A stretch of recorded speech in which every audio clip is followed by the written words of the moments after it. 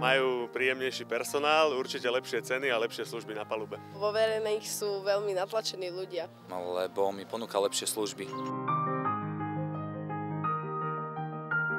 Ľudskejší prístup k pacientovi. U súkromného lekára sa môžem objednať na čas, aký ja potrebujem a chcem. Viac odbornosti, lepšie prostredie. Že ho zaujíma aj duša, aj telo, v akom stave je.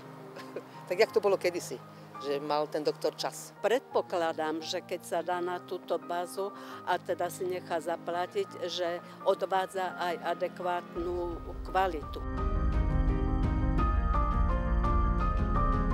Aj súkromné, treba mať aj štátne školy. Vnáša konkurenciu do štátneho sektora a ponúka vhodnú alternatívu pre mladých ľudí. Keď si to človek platí, tak určite sa snaží čo najviac pracovať na sebe, pretože keby ho vyhodili alebo nejakým spôsobom sa neuplatnil, tak tie peniaze ho asi mrzia.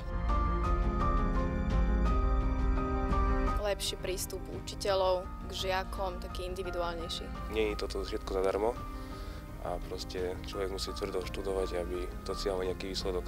Myslím si, že je to dobrá investícia a spravila by som to znova.